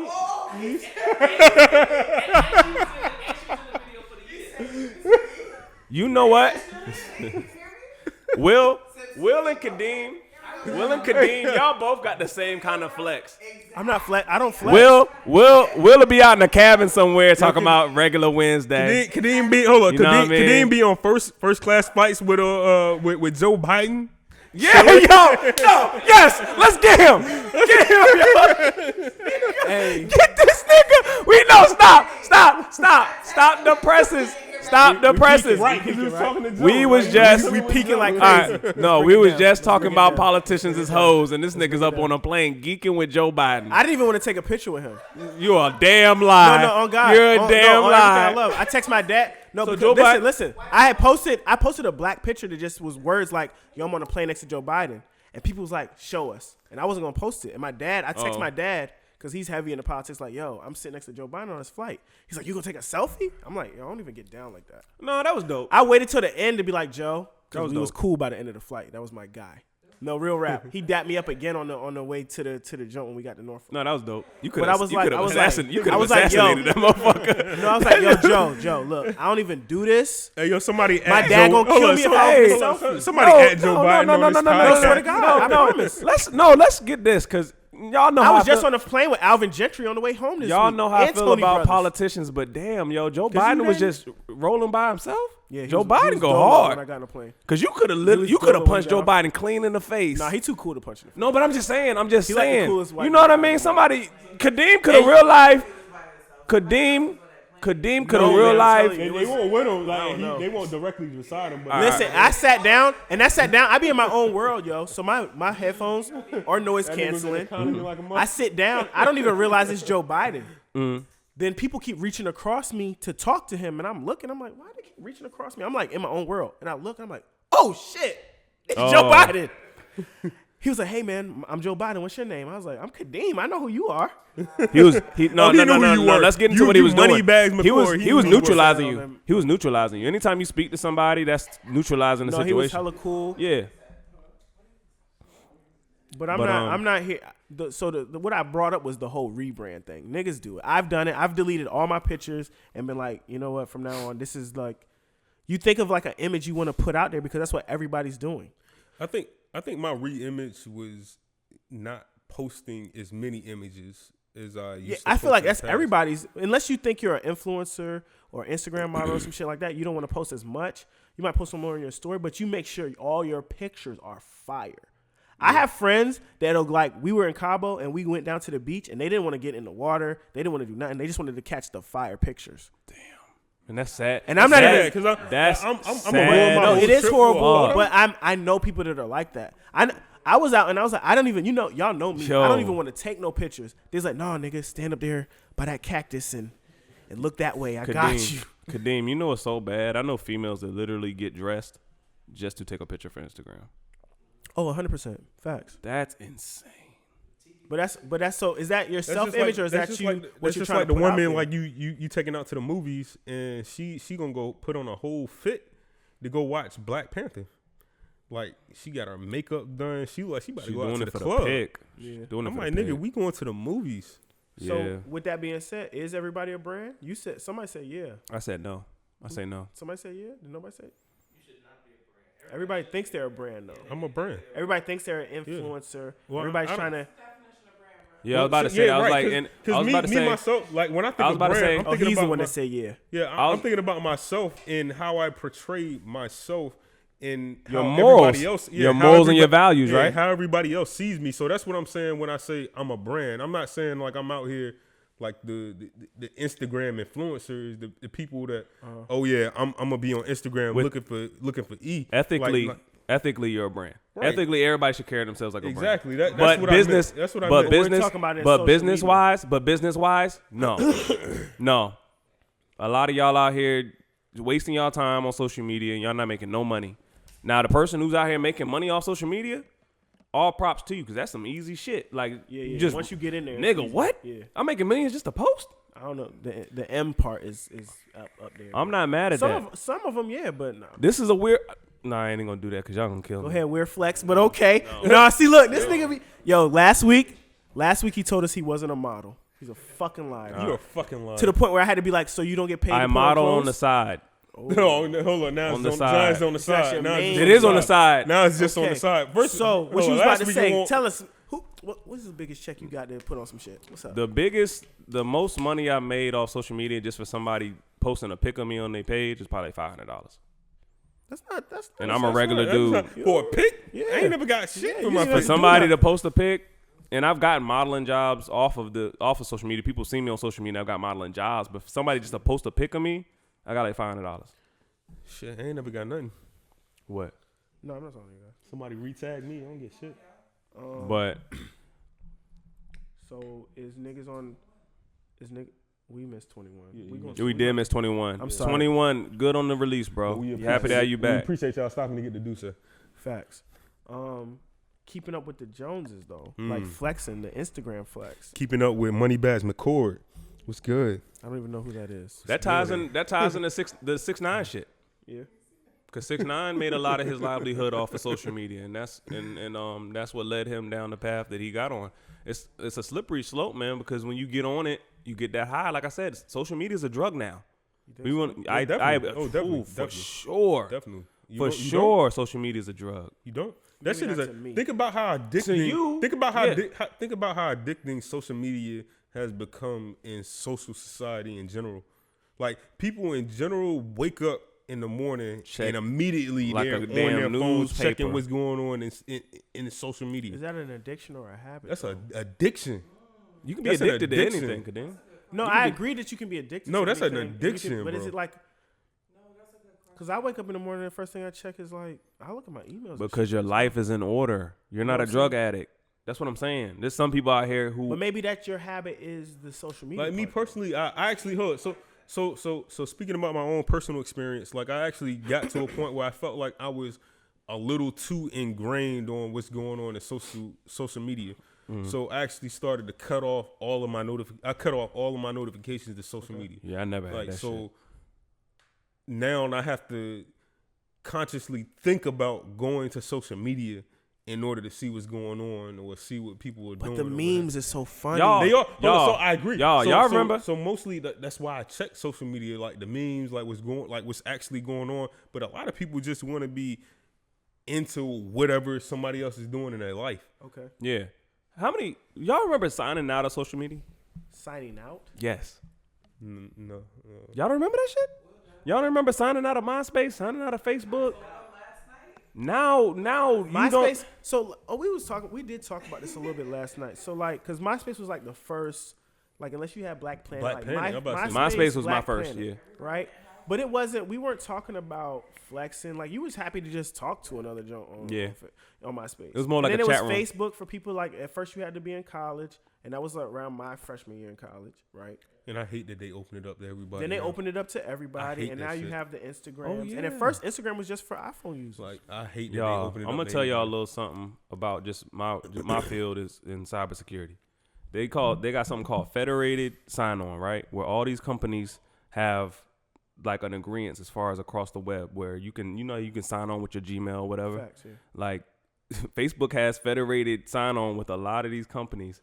And y'all don't think they should? Yo, bro, come on. Bro, I know. When I'm talking to a friend about, damn, you seen the new Audi A7, and then that shit be on everything I see, I already know. And I didn't even search it. No, I already knew why. Niggas be wanting to be like, they not listening, nigga. They are. That's why they open it. They listening right now. They ain't even gonna give us a view on YouTube. That's why they open it up to everybody, dog. There's opportunity there. I can say something like, yo, you know they got a comforter, and the next thing I know, I'm on Facebook, comforter, Instagram. It's that. Yo, I know he heard me. They heard me. It's Siri. Siri's listening. How you think Siri hears you when you say hello Siri or whatever? You niggas believe in the flex? It's people that like they go out their way to flex on the gram. Now I've been accused of being one of these people. I don't believe in it. Like I like what I like. Facts. But a lot of people they post what they think other people are gonna like. Do you feel like that has a negative effect on people whose lives aren't as good? So they're looking at your life and it's all good, and it makes them depressed because all they see is everybody going through some good shit. They're looking at because some people they look at what they think somebody else really has, and they feel they're starting to feel some kind of way. But I feel like that goes all the way back to what Chris said in the beginning, and that was the way that their parents raised them. Yeah. And why? But how can your parents raise you to deal with something that they didn't have to deal with? Exactly. Yeah. But they give you the tools that you need to fight through what you need. That's different for us. I hear what y'all are saying, but we're adults, and by the time I got social media, I was already an adult. The kids that I'm coaching, the kids that I'm around now, that's 80% of what they've known. But what? Yeah, that's true. It's you can't. What makes you? No, because even when I was their age, I didn't get my first cell phone until I was 16. And These I bought kids, it myself. these and kids they didn't have none of the capabilities. But yeah, now their first cell phone. Yeah, because that's what. Yeah, we have that. We're no, but you got your first cell phone before you could walk. We're a very like dead ass. And we gotta like tie this in and wrap it up. We got about 20 more minutes. Our generation is in a funny place. Like us in here in this room, we kind of came in right in between some shit. And you know what's crazy though? No, because you said our generation, and they attribute the niggas that are younger than us to be millennials. We're actually literally the millennials. Yeah. We are the millennials. Yeah. You got to be in your 30s, like either late 20s or like early 30s to be a millennial. But they keep saying everybody behind us is a millennial too. So they attribute these young dumbass niggas to us, but really we're the most, like you said, we're unique because we remember talking on the cord phone. I remember writing a letter. Getting the cell phone. I remember writing a letter. Nigga. Did I get in trouble for some of them letters? I remember getting my first picture message and being amazed. Nigga, like a chick I was talking to sent me a picture of her in her front yard. I was like, yo, this shit is fire. Facts. God damn. That but flip phone with now, the camera was like $500. Now that shit is nothing. Facts. That shit is nothing, man. But that's what I'm saying. It doesn't affect my mental health because I remember what it was like without it. But these younger people that are growing up with this social media, and we talked about this, we put it on the docket for like, how does that mental health aspect affect them with social media? Because you can get like I can't imagine a nigga bullying me over the sign internet. out, kids sign out. Okay. That's harder. That's easier to say for us. You said bullying over what? Because I got bullied in person. Niggas joked me to my face. Niggas and you had to fight them back to your face. Yeah, you either had to be able to joke or fight. Yeah. But now I could fry you online and make memes and post and everybody's not just the people that go to school with us, but you know, some of the kids that go to high school with my little cousins, they go to Lansdowne, shout out to Lansdowne, have 500,000 followers. 60, like these little kids have followers. Mm-hmm. So if I'm frying you and 500,000 people are watching me like bake you. That'll make you go home and do some wild shit to yourself because it affects you differently than when I used to get on the bus and niggas used to be like, I knew he was. It was just 30. It was just 30 people. Yeah, and they used to joke me and that made me feel away, but it wasn't. It might service around the school. To your point, Kadeem, it's easier to be ignored on social media too. Because if I'm spending all my time on social media, it's easier for me to just ignore somebody. Like I can joke you, then I can just put my phone away. And I don't see your response. You would think that, but how much are we really putting our phone away? No. I'm talking about for the person that's being bullied. Like if I even had a comeback, I can just ignore your shit. You could. But back in the day when you was on the bus, you could have a comeback and there's no way. But think about it though. Mentally, you are going to want to know. It's going to eat away at you to know what that next person is saying. Yeah. So consciously you're gonna think, yo, I gotta pull my phone out to find out what that next person said. I think it eats away more the comments and what other people are saying, the reaction. You know what kills too? That I just heard what y'all said. When you got bullied on the bus, you left it on the bus. Yeah, the bully didn't follow you home. Now or that you bully, got the bus. Everybody might have surfaced through the school for a little. Yeah, but the bully's right here. You know what I mean? The bully's right in your back pocket. Right. Yeah. No, that's true. I agree. But that's the thing about it though. Like that bully is undefeated. Yeah, and it's right in your house. It's you carrying it around. But you said, how do we deal with that? How do they? I don't know how to tell somebody to deal with it because I grew up in an era where you got bullied to your face and you got joked onto your face and it was different. I don't even know how to deal with that. Like if somebody said something to me about it on the internet and it was funny, like you said, I could just put my phone. It's about parenting. You can't even say it's about parenting, dog. These parents are trying to make sure their kids got stuff. No, fuck that. Raise your kids the way you was raised, especially now. It's hard. You can't really say that because the circumstances are different now.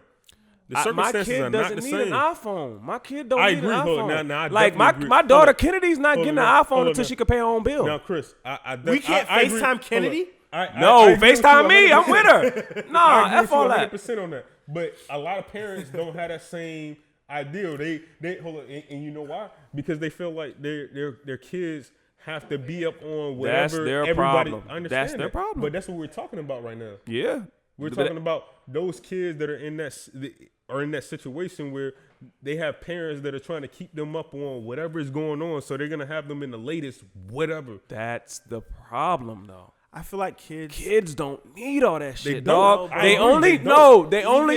It's learned behavior. Even my daughter doesn't need nothing till she sees another kid with it. When we were growing up, no, that's not true. Because yes, it is. No, it's not. When we were the only reason why you want something is because you seen somebody else with it. Even with the Gucci, you only wanted the Gucci. Somebody else inspired you to want that Gucci. When I seen that nigga with a racetrack when I was growing up, I wanted a racetrack. Goddamn it. That's what I'm saying. Because it's average. It's put right there. It's put right there. Then when you go to school, you see what other kids with it. But honestly, until your mind is visually on it, you don't need it. These kids just need food and water and sleep. That's it. They don't need like all that. Prisoner. No, the fuck isn't. And then it goes back to what he said and it goes back to these parents not raising their kids right. You giving them the iPad and the iPhone because you're not halfway there all the time. I don't agree because my nephew got an iPad and he won, or no, he's 2 now. We're not speaking on the exception. We're speaking on generalization. Hold on. Kids in general, they just want what's ever popular. And right now it's phones. Right now it's iPads. Right now it's y'all act like y'all forget. Like, okay, let's just take it back to when we was kids. Yeah, I'm not even talking about video games. I'm talking about let's talk about way less evil. Let's talk about way less evil than an iPhone. Let me get my point off. When we went to school, how many of them kids that lived? I don't even gonna say the neighborhood, but they lived right by the school. They had I never had an Averex or no. Okay, and you the Huxtable, you're the exception. Your parents, I never had one pair of J's my whole life. Well, don't lie on this podcast. Y'all, it's deep. It's deeper than that. Go ahead, finish, Kadeem. Go ahead. No, what I'm saying is, yes, maybe those, and it's an age thing too, because those parents are technically usually younger, so they're more in tune with what's hot, and they want their kid to go to school. But those are the kids that everybody said that's the cool kids. Those are the kids that have all this, that, and the third. I feel what you're saying, like, oh, if you see what so and so has, so you want it, but are you also gonna send your kid to school where they're like getting scrutinized because of that? No, because I'm not gonna send my kid to an arena to get chastised and baked by everybody walking through the school, but I'm also gonna set them up with the mindset that fuck what these niggas is talking about. Let me ask y'all a question. Why did a celebrity that has everything kill themselves? Nigga, I don't know. They crazy. Y'all, why does a suburban kid who has everything, all the technology, all the high fashion, he still kills himself? Why? Nigga, I don't know. Because we not instilling the right shit in our kids, man. That's why when you see that kid with all that nice shit, your parent doesn't instill something inside of you that says, there's something inside of me that's richer than that bullshit he got on his body. I feel you. But that's what we talking about solutions. That's the solution. We need to raise our kids better. I feel you.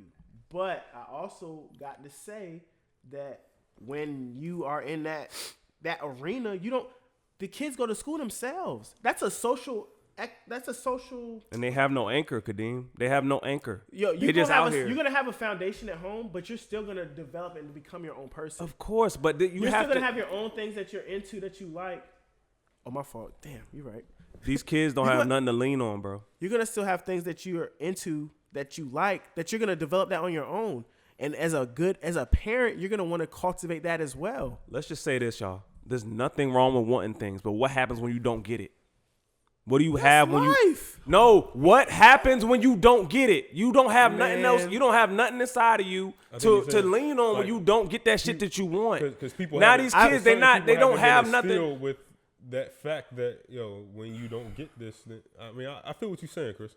I feel exactly what you're saying. Like when people, what Chris is saying is 100% correct. Yeah, your kids, definitely. You want them to have a solid foundation. That's really what it's about. I didn't have all that shit when I was growing up, but my foundation and like the person I was solid enough that like even when niggas was joking me, it didn't make me feel lesser. Exactly. It actually inspired me to work harder. Exactly. But that's because of the people that I grew up around. But I also went to North Philly where my cousins had everything. Around the Huxtables? In the hood. You know what I'm saying? And then the kids in the hood, even when the middle school I went to and the high school I went to, when they had everything, I didn't catch up until I got my own job.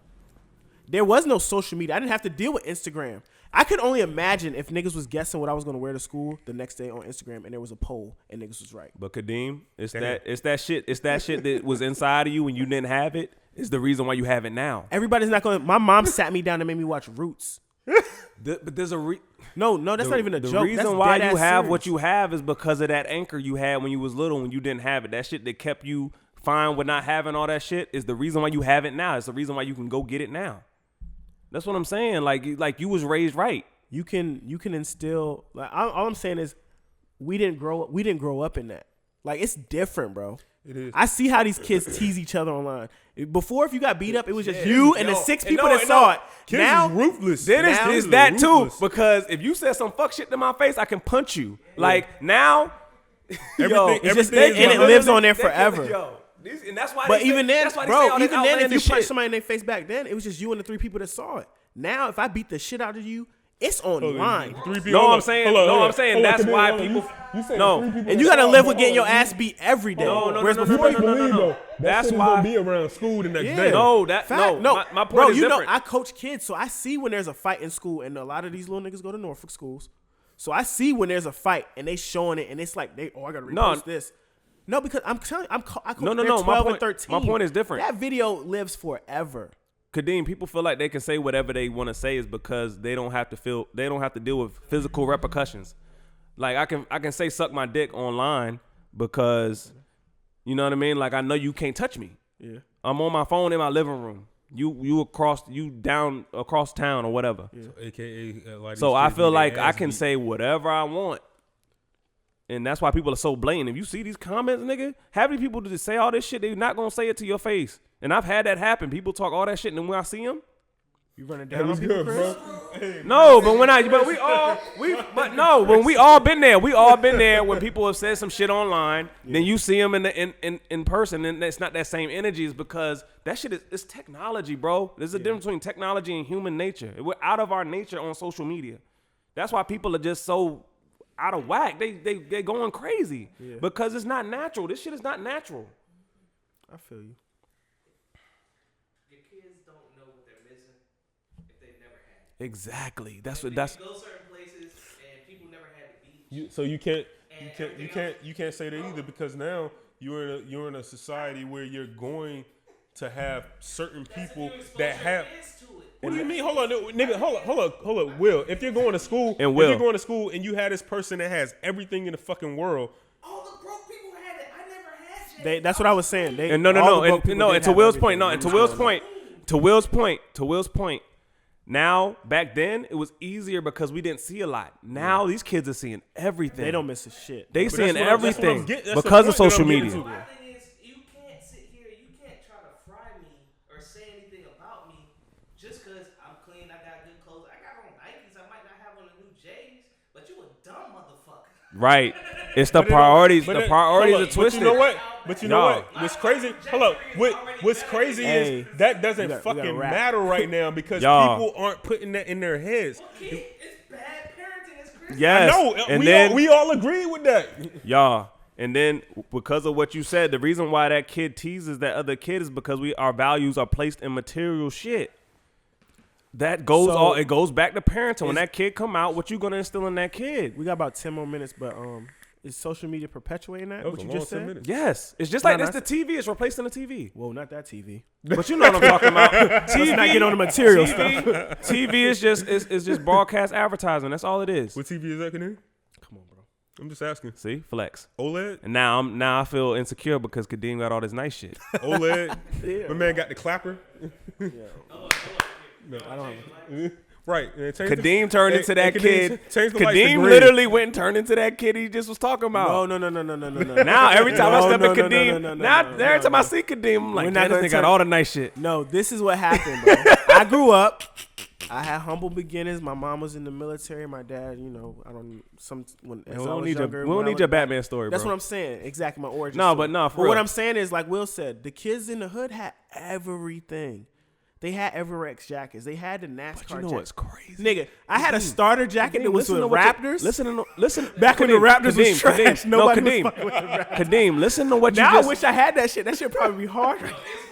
Yo, listen to what Kadeem just said, bro. All the kids in the hood had it. It doesn't suck to be poor anymore. Yo, that's the problem. All the kids in the hood had it? But you got to think. Black people. In your if mind, you living in Section in your 8, mind, man, fuck age, out of here, man. Yo, I feel you. But at your mind at that age, you're like, you don't see where they come from. You see what they got. No, that's as what a I'm saying. child. That's my point. We're too concerned with how we look when we're out in the world, and then we come home and it's bullshit. But I'm saying, but our topic is social media, though. Everybody has everything. It doesn't suck to be poor anymore. All right, it doesn't, and that's the problem. That's Will off the mic. I don't know what he's talking about. Nah, I'm just saying. He's right. It sucks. He's right. No, I get what he's saying. I get what he's saying. Hey, Will, you were never poor. How can you say that? Hey, Will. Well, you were never poor. Your rent is $1,300 a month. Okay. How about $50 a month? Whose rent is $50 a month? I'm just talking about for Section the 8. normal The person. Abrax codes, bro. It sucks. and that's what I'm saying. It's Shout out to backwards. Abrax. Abrax still around. That shit is backwards. 65, 70 grand a year by themselves. You can't survive out here. Okay. You got to move to the right place. You got to be smart. With I your think- You money. gotta have a fucking roommate. You got to move to the right place. That And then you have all these people, they say middle class is $68,000 a year. Nigga, you broke.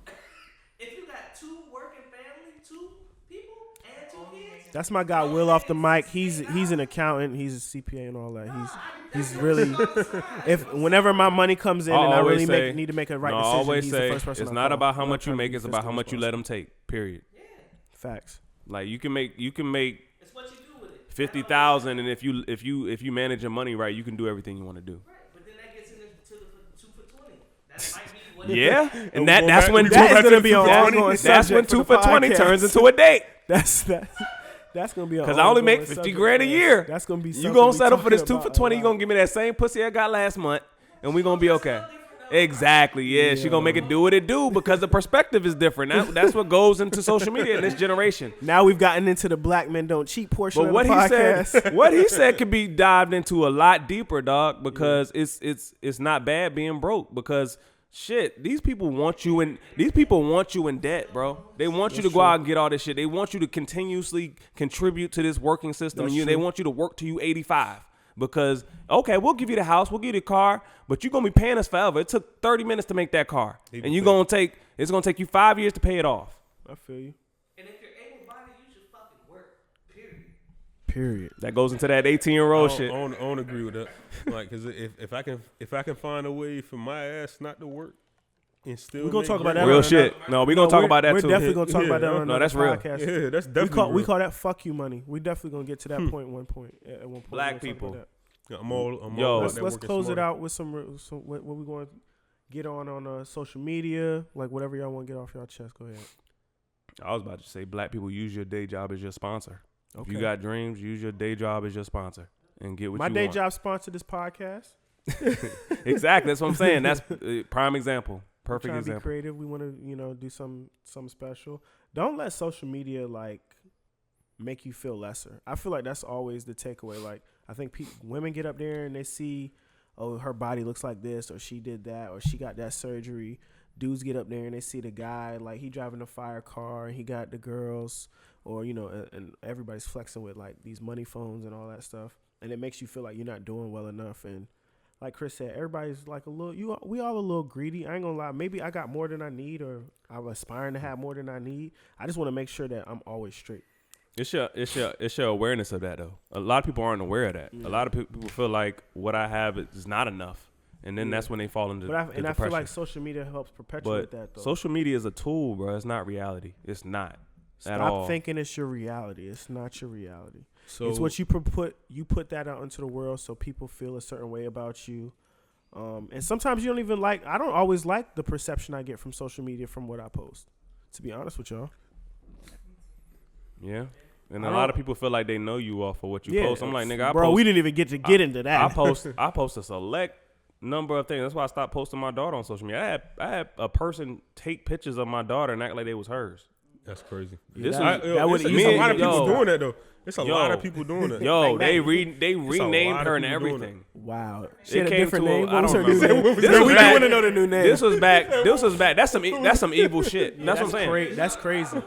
Bruh. Like, and if I don't know if y'all noticed, but I started just posting shit. Like, if I posted Kennedy, it was with me in it. And then it came to a point where I was just like, fuck it. I just took her off. Yeah. But That's Yeah, crazy. that's- To rename that's your daughter crazy. is crazy. hey, but Chris, what was her name though, bro? I don't remember. This was like years ago. This was back when me and Crystal was together. Oh, word. This was years ago. Guys, social media, don't take it as serious. It's a tool. It's a tool. This is kind of off. That people are not using the tool to the best of like. I mean, it's parent. It all comes into parenting. It It always goes back to the wraps up. parents, man. I'm gonna always go back to parents. Post your life and keep it a buck. But at Right. the same time, don't be out here like, I'm not posting every time I eat. Yeah. I'm not posting every time. Kadeem knows we travel. So I've been in the same city 6 times I can flex on you. Humble flex. I'm in first class. Humble flex. That nigga Kadeem be posting that rolling luggage, boy, with that different pair of shoe, with the Yeezy. Hey, I just want to say in close, be who you are. Don't be who you think everybody wants you to be on social media. You wrote that down before you got here. No, I didn't. No, that nigga got a Chris Ferguson quote. We had 3 quotes last episode, nigga. so we didn't get one. Yeah, be yourself, man. God damn. God damn. That's really what it's about. We gonna wrap it up. Good episode, guys. I like the direction we're going in. Y'all everybody that watched this on YouTube, thank you for the view. Brother Els is literally just pulling up. It happens. Yo, Brother Els is truly black. Black. Stereotypical black. But thank you for the view. If you watch this, we're going to put all our Twitter handles in the bottom. Follow us on Instagram. I appreciate y'all having me on today. Thank you for Enrique to come through. Will, P, my man Coy behind the camera. This is just another podcast. And he put on a fit today, too. Salute, y'all. Brother, do we need to catch Brother Els on camera? Yo, let's get Brother Els on camera. Let's get Brother Els an applause for coming in here later. We done, bro. Hold on. We finished. Hold on. So everybody. Hey, Coy. Is that what everybody doing? Coy. How much time we at? Brother Els. Yeah, we got a hour and 45 minutes. Yeah, it's a lot of editing. Hey, I don't know. Ellie, you want to say something? We closing. Yeah. Let's speak it to the hat is dope, bro. Thanks, bro. My brother got it for me. I hate you. Hey, what's going on, guys? What y'all touch on today, man? A lot, nigga. This is a dope episode, bro. A lot? Yeah. Yo. What do you think about Kamala? Oh, Kamala. Yo, Kamala's a fraud, fam. A whole Thank fraud. you. I held you down too, bro. Thank you. I held you down. Thank you, bro. Yeah, Kamala's a whole fraud, bro. You shot her some bail? A little bit? I'm saying, though. All right, I am. I'm sorry. I'll just do it real quick. The amount of black men that she's put in jail is crazy. It's a record in California. That's for one. For two, I don't believe you can be pro-black with a interracial partner. That's just my belief. She does. That's a fact. Solid point. I forgot to bring that up. That's a fact. And a lot of the pandering she does to black crowds is ridiculous. She was doing an interview like a couple weeks ago, maybe a month ago, and I wish we had the clip for it, where she was saying, "Oh yeah, this is one of my favorite songs from my college days. It's from Salt and Pepper." It's like, she said pepper. She said pepper. She said pepper, not pepper. Pepper. And like the way she laughed, like she didn't even believe it. Like, come on, fam. Like you and your team need to get together and find a way to better wrap this thing up, to be able to package it to black people that don't understand or not. They're not eager to find out or research you. Then putting this bullshit out, because a lot of people aren't believing it. A lot of people aren't behind her already. So she needs to do a little bit more to make herself believable. That's just my take on it. Just a quick take, you know. Yeah, we wish you appreciate it, bro. Yeah. Can I ask him one more question? Yeah, Coy gotta go, y'all. I ain't seen him in a long time. Till next time, guys, yo. We appreciate y'all tuning in. Scotching all over these niggas. Kick rocks, baby. Let me count my figures. You know I'ma deliver every single time. I'm a long-term.